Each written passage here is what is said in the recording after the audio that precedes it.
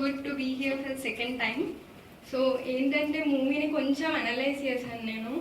First స్టార్టింగ్లో horse accident వల్ల చనిపోయింది. ఒక సిచ్యువేషన్ అనేది క్రియేట్ అయింది అక్కడ. ఫస్ట్ ఫీలింగ్ అతనికి ఏదైతే వచ్చిందంటే వాట్ అబౌట్ టుమారో అనేది వచ్చింది. Why because that is the only source of like financial support అనేది అది పోయింది అతనిది. సో రేపు ఏంటి అనేది వచ్చేసింది. So he lost hope, he became hopeless. First thing అది. So hopeless. సెకండ్ ఏమవుతుందంటే హెల్ప్లెస్. ఏంటంటే అతనికి ఎక్కడ హెల్ప్ దొరకలేదు. హెల్ప్ అనేది ఫైనాన్షియల్ కాదు. First the person who did the accident, అతని దగ్గర నుండి ఎలాంటి హెల్ప్ రాలేదు. నెక్స్ట్ పోలీస్ అక్కడ దగ్గర నుండి కూడా ఏం రాలేదు. ఫైనాన్షియల్ సపోర్ట్ లేకుండా ఎక్కడ దగ్గర నుండి. నెక్స్ట్ ఏమవుతుందంటే first hopeless, helpless, next worthless feeling వస్తుంది వాళ్ళకి.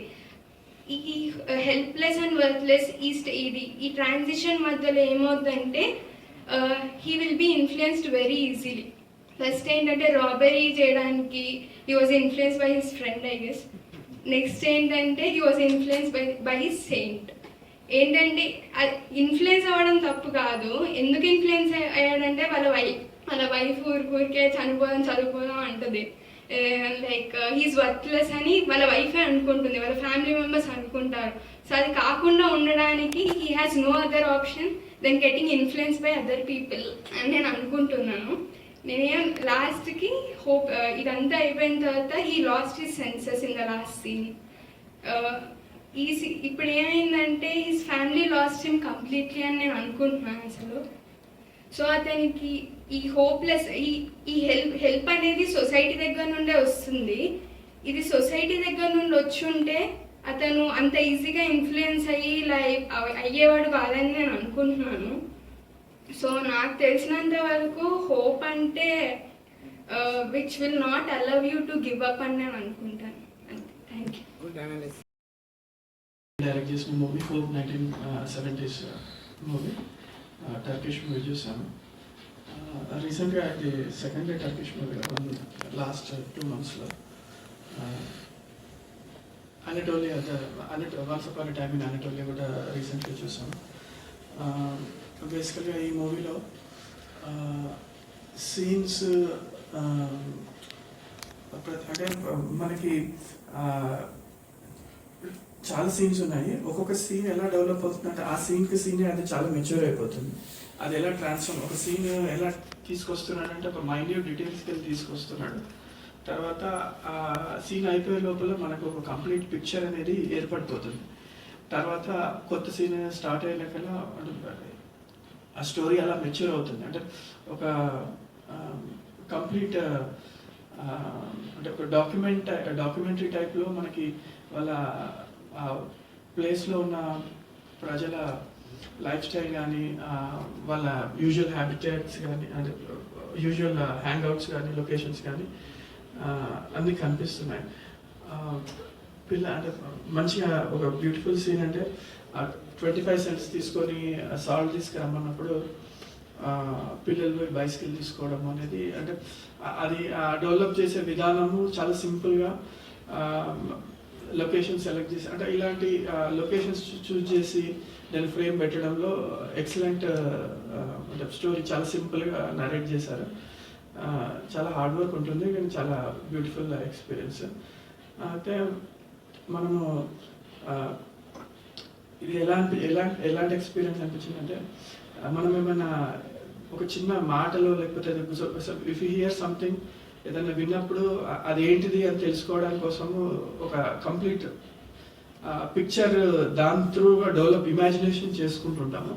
సో మనకు తెలిసింది ఒకటే చిన్న గాసిప్ ఉండొచ్చు, కానీ ఆ గాసిప్ తోటి మనం we will try to build a big story. అలాగా అంటే ఇక్కడ డెవలప్ అయ్యే విధానం కూడా స్టార్టింగ్లో సీన్ టు సీన్ డెవలప్ అయ్యే విధానం కూడా ఎవ్రీ సీన్, ఒక సీన్ అయిపోయే లోపల అది కంప్లీట్ మెచ్యూర్డ్ అయిపోయి మళ్ళీ ఇంకో దాంట్లోకి రావడం అనేది చాలా బ్యూటిఫుల్గా అనిపించింది. అయితే ఇక్కడ ఖబర్ యొక్క లైఫ్ స్టైల్ చూస్తూ ఉంటే కూడా ఆ టౌన్ యొక్క అంటే బేసికల్ ఆయన బయోగ్రఫీయా లేకపోతే ఒక టౌన్ యొక్క బయోగ్రఫీ అన్నట్టు అనిపించింది. అక్కడ కూడా అంటే తను ఒక పావర్టీలో సోషియో అంటే ఎకనామికల్గా వీక్గా ఉన్నప్పుడు తను అంటే డైరెక్టర్ కూడా చాలా మటుకు లొకేషన్స్ చూపెట్టడం కానీ బయో ఆఫ్ అంటే ఆ టౌన్ని చూపెట్టడం, మార్కెట్ ప్లేస్ చూపెట్టడం కానీ, పిల్లలు ఆడుకునే ప్లేస్ చూపెట్టడం కానీ, డిఫరెంట్ లొకేషన్స్, పోలీస్ స్టేషన్స్, చాలా కాంప్లెక్స్ సబ్జెక్ట్స్ తీసుకున్నాడు. దాన్ని డిపిక్ట్ చేసే విధానంలో చాలా సూపర్గా చేశారు. అయితే వీ కెన్ ఆల్సో అంటే దీంట్లో మనకి ఆ టౌన్ యొక్క క్యారెక్టర్ కూడా అర్థమైపోతుంది. ఎవ్రీబడి అంటే వాళ్ళకి ఉన్న ఫైనాన్షియల్గా బయటికి రావాలి అని అంటే ఇద్దరు వాళ్ళు అప్పులు చేసి అని చేయాలి, లేదా అంటే ఆ టౌన్ ఆయనకు చూపెట్టింది ఆ హఫ్తాన్ని పట్టుకొని ఈజ్ ట్రైంగ్ టు అంటే ఒక సూపర్స్టిషియస్ నమ్మకంతో పోయేసి ట్రెజర్ కోసం పోవడం అనేది కూడా అంటే it is all the character of a town. So ఆయనకి ఎలాంటి హోప్ ఇస్తుందని అంటే ఒక లాస్ట్ సిచ్యువేషన్లో ఉన్నాడు, ఫైనాన్షియల్గా ఏం గెయిన్ చేస్తాడో అంటే ఎలాంటి సిచ్యువేషన్ వెళ్తుందో తెలియదు. Horse cart literally government ban చేస్తుందని చెప్తుంటున్నారు. అంటే ఎవ్రీథింగ్ ఈజ్ అగేన్స్ట్ హిమ్, పొలిటికల్గా కానీ, సోషల్గా కానీ, ఎకనామికల్గా కానీ. అయినా కానీ అంటే వేర్ హీ క్యాన్ ఎక్కడ ఆయనకు ఒక హోప్ అనేది వస్తుంది అని అంటే ఆ టౌన్లోనే ఒక క్యారెక్టర్ ఉంది. ఆ క్యారెక్టర్ ఈజ్ దేర్ గివింగ్ కొంచెం డిలే చేస్తున్నారు, మరి ఇన్ఎవిటబుల్ రిజల్ట్స్. సో ట్రాన్స్ఫర్మేషన్ ఎలా అవుతుంది, ఈయన లైఫ్ కూడా, గబ్బర్ లైఫ్ కూడా ట్రాన్స్ఫర్మేషన్ అయ్యే విధానం. స్టార్టింగ్లో చాలా డిటర్మైండ్గా అంటే 75 సెంట్స్కు రానని చెప్పి 3 లేయర్స్ కోసమే చేస్తా అని అంత పర్టికులర్గా మెటీరియలిస్ట్ అంటే అంత ఆలోచించేవాడు. ఫర్దర్గా వచ్చే టైంలో అంటే హీ బికేమ్ అంటే ఈవెన్ స్పిరిచువలిస్ట్ కూడా ఆయన కూడా భయపడుతున్నాడు. అంటే రాయించు అంటే they are also getting fear. So ఆ ట్రాన్స్ఫర్మేషన్ ఆర్క్ కానీ ఇవన్నీ it's a very brilliant work. Frame చాలా అంటే సూపర్ డైరెక్టింగ్ స్కిల్స్. స్టోరీలో అనిపించింది దాదాపు ఇన్సిడెంట్స్ కానీ ఆయన గబ్బర్ డొమెస్టిక్ లైఫ్ కానీ ఇవన్నీ చూస్తుంటే లిటరల్గా అంటే మనకి ఎవ్రీడే లైఫ్లో మన చుట్టుపక్కల జరుగుతున్నట్టే అనిపించింది. చిన్నప్పుడు కూడా అంటే మన వాళ్ళు చిన్న ఉన్నప్పుడు పైసలు దొంగతనం చేయడం, లేకపోతే 25 పైసా కోసం 1 రూపీ కోసం కష్టపడి అంటే దొంగతనం చేసి తీసుకెళ్ళి చాక్లెట్లు లేకపోతే బైక్ రెంట్ తీసుకోవడం ఇలాంటివి జరిగేటివి. సో చాలా నాస్టాలజిక్గా అనిపించింది. ఇంకా ఇప్పుడు కూడా దాదాపు మన వాళ్ళు అంటే ఇది చాలా అంటే ప్రతి సీన్ కూడా చూస్తుంటే మనం ఎక్కడ మన సిటీలో కూడా ఎక్కడో రిలేట్ చేసుకుంటూ ఉండొచ్చు. మన దగ్గర కూడా దాదాపు ఒక రీసెంట్లీ ఒక 2 to 1 year అంటే కొన్ని సంవత్సరాల కిందట రైస్ పుల్లర్ అని వచ్చింది, 2 head snakes అని వచ్చింది. పీపుల్ ఆర్ పుల్ అంటే వాళ్ళకు అంటే సర్కమ్స్టాన్సెస్ అలా పుల్ చేసి వాళ్ళు అలా ఆలోచింప చేస్తాయేమో తెలియదు. కానీ దీస్ ఆర్ ఆల్ అంటే సోషియో ఎకనామికల్గా ఇచ్చే సిచ్యువేషన్స్ కావచ్చు, లేదంటే ఆల్ ఓవర్ ద వరల్డ్ ఇలాంటి కండిషన్స్ ప్రివేల్ అయినప్పుడు ఎలాంటి అంటే అవుట్లుక్ ఉంటుంది లైఫ్ గురించి అనేది చాలా బ్యూటిఫుల్గా డిపిక్ట్ చేశారు. 1970 అన్నారు కానీ it's a very iconic work. Thank you Harish for this movie. I think this is the second movie we have seen within a couple of months. Even Turkey, inside Turkey is a stark, harsh life. That is depicted by the director here. And employment opportunities are very less. And they live on certain natural wants. So here he shows a very simple story taken, weaved out of a good family who earn day-to-day life, and horses And one thing what I liked is one horse is very lean, and it is also he is not able to feed the horse properly also. He earns very less of 15 liras a day. That is totally not enough for the family to survive. And he has shown the very natural conditions of the family with half spoiled house and half a destroyed house and half something they can't even sleep well. And still they want some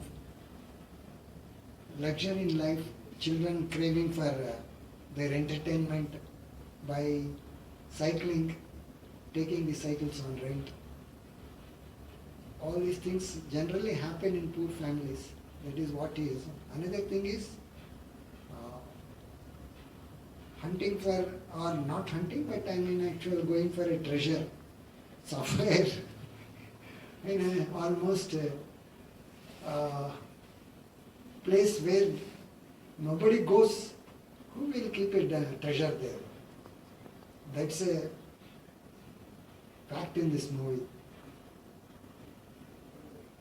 So that's only out of hope and some religious belief they go there to find treasure. That is, director knows well. So in the last scene, we find the Jabbar. He doesn't find, he becomes almost a mad person. That is the end of the story. That's good. Something very simple and very, what you call, brief story. Within an hour, the film is over. Thank you. दिल को छूने वाली film है ये natural है actually, और direction very good direction है। और जहाँ जहाँ सिचुएशन जो गरीबी की जो बताया है वो बहुत होप इंसान को क्या है बोले तो एक होप रहता है कि वो हो जाएगा, ये हो जाएगा, वो हो जाएगा। लास्ट में जो इमेजिनेशन जो करके खजाने के लिए निकलते हैं लोग, वो नहीं है। वो गॉड पे बिलीव करना है। जो भी होता जिंदगी में वो ऊपर वाले के हाथ में है। बताने का मतलब वही चाहिए। वो मतलब जिंदगी में ऐसे सिचुएशंस आते हैं, सब आते हैं, मगर इसके लिए हिम्मत हारना नहीं चाहिए। ये मेन है। वो जबरदस्त फिल्म है, वो जबरदस्त फिल्म। Thank you. స్టార్టింగ్ లో నేను హార్స్ వల్ల తన లైవ్లీహుడ్ ఎప్పుడైతే ఎఫెక్ట్ అవుతుందో నాకు బైసికల్ థీవ్స్ అలా ఆ ప్యారల్ అలా అవుతుందేమో అనుకున్నాను. But it on different track. Should ideally కొంచెం స్లో పేస్ అనిపించింది, but overall interesting movie. And Turkey మనం చూసిన urban Turkey, urban Istanbul, European style life style అదికి దీనికి చాలా డిఫరెంట్ ఉంటుంది. అంటే టర్కీలో రెండు భాగాలు ఉంటాయి, ఒకటి ఏషియాటిక్, ఒకటి యూరోపియన్ పార్ట్. సో యూరోప్తో పోటీ పడే లైఫ్ స్టైల్ ఒక సెక్షన్లో ఉంటుంది, ఫ్లూయెంట్ సెక్షన్లో. ఏషియాటిక్ సెక్షన్లో పావర్టీ అది కూడా ఉంటుంది. సో అలా ఆ రెండో సెక్షన్ మనకి ఎక్కువ చూపించగలిగాడు. మేబీ జస్ట్ ఆటోమొబైల్ ఓనర్ అతను represents European section maybe. But మనం చూపించేది మన దగ్గర కూడా ఉంటాయి. నవీన్ మంచి మెన్షన్ చేశాడు ఈ రైస్ పుల్లింగ్ కాయినవి అనిపిస్తుంది. అరే కామన్ సెన్స్ పెట్టండి రా మీకు. నిజంగా వాడు అన్లిమిటెడ్ మనీ ప్రొడ్యూస్ చేసేది ఉంటే మన దాకా ఎందుకు వస్తాడు? వాడే రీచ్ అయిపోతాడు కదా.